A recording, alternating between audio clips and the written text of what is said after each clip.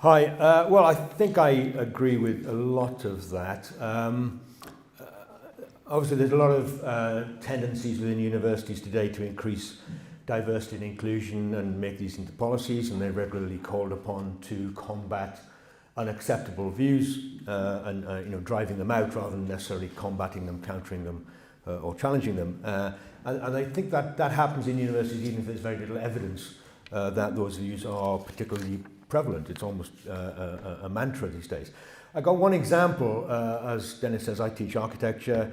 The Barton School of Architecture, where I studied but don't teach, a few years ago there was one student who found evidence that some students were being bullied.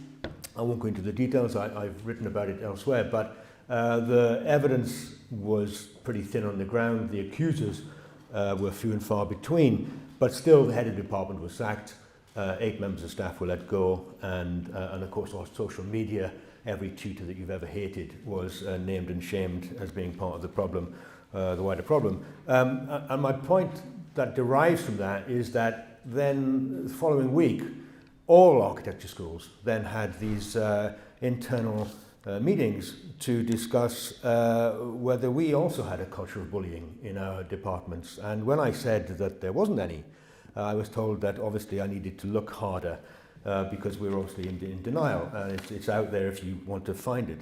So I think similarly you have all these institutions like Athena Swan and Stonewall and critical race activists, etc., who are all there to help us stop voicing the wrong opinions, even if there's very little evidence that it goes on, and whatever that kind of wrong opinion might mean to different people.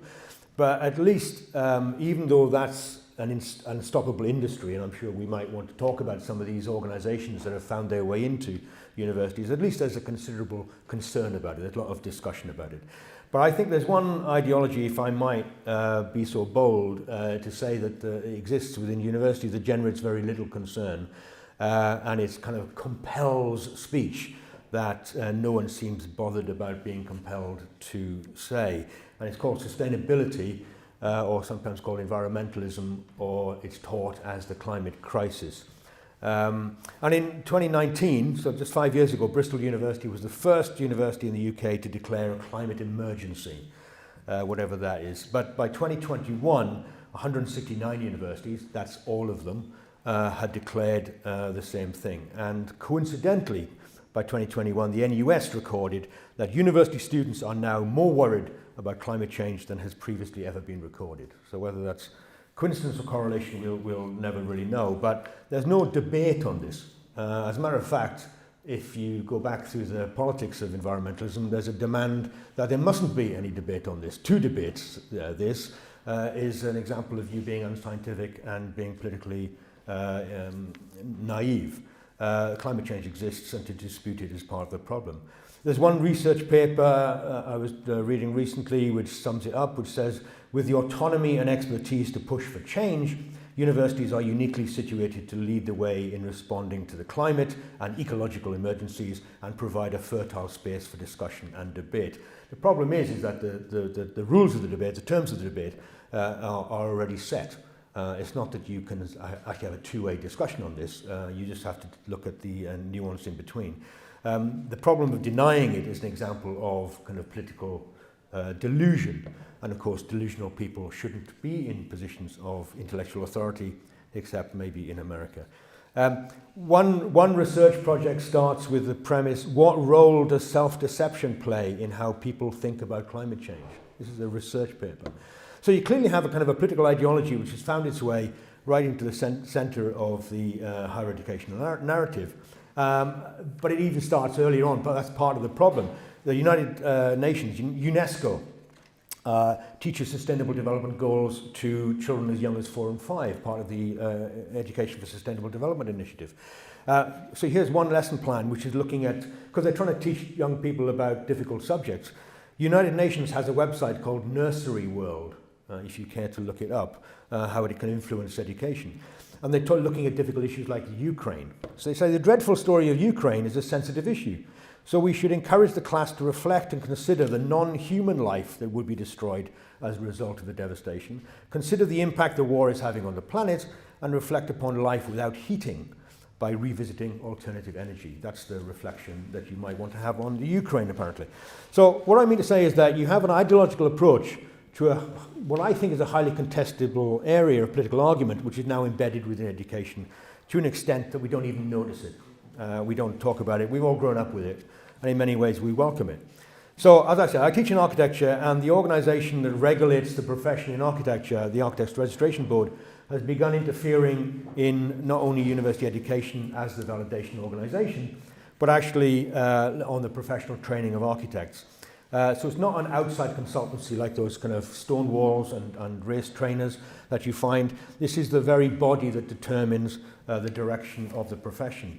So we have a national policy now that states that environmental sustainability must be included at every level of undergraduate, postgraduate and professional diploma. And architectural students, I mean this may go beyond architecture, but it's very, very deeply embedded. Architecture students must be taught the principles of climate science, whatever that is, and they must be taught to advocate for sustainable design. To advocate, you know, that kind of silence is violence. If you don't do it, then you're part of the problem. So we have to advocate. And one of the questions in the blurb for this session was saying, does academic freedom include the freedom to be a political actor? I might turn that around and say, does academic freedom include the freedom not to be a political actor? Because we're all now forced into pushing the climate agenda. If you've not been taught about the climate crisis and you cannot demonstrate you've learned the environmental rules, then you cannot qualify as an architect in this country. Yes, let that sink in for a second.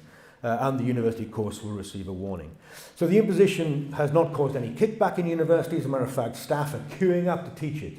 And students are crying out if they aren't being taught it. We're all climate experts now. Universities UK says, our members are increasingly changing their curricula and educational experiences for students to learn green skills and provide a rounded climate education.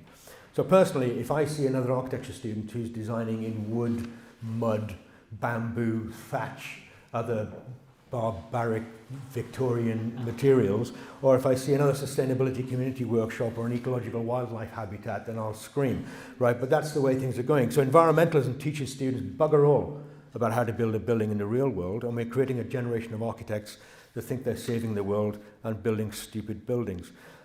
So regardless, I would say, of, as been mentioned a few times, the Higher Education Freedom of Speech Act, the everyday reality is that in most architecture departments, free expression and freedom to disagree are unacceptable on this particular issue. There are other issues, obviously, but instead of critical inquiry, we have environmental advocacy, and it's kind of burnt into the entire system as the only permissible answer. Try designing something in architecture school and saying it's an unsustainable building. You'd be out the door as soon as you could shout. So staff and students are no longer allowed to make up their own minds if they want to get their students to pass. So just in terms of the question on the agenda, impartiality or neutrality, again, I think I'm with Ed on this one, but in terms of the question, I'm not really bothered whether the political establishment or the university has a political agenda, but there's two provisos for that for me. One is that they should be upfront about it. So if I'm applying to them, I know what I'm getting into, therefore it's down to me if I take on board their political agenda. And secondly, that agenda shouldn't interfere with critically engaging with a topic in hand. There has to be a kind of a tolerance of open inquiry and actually having a robust conversation. The problem is that every university teaches this stuff, therefore there's no option for me to choose where I'm going to teach because I have to teach it. And secondly, the subject by definition doesn't tolerate open debate. You may have heard the environmental mantra, the debate is over. For that university, that is quite a shocking realization. So to be a non-political, open-minded educator is becoming almost impossible, I would suggest.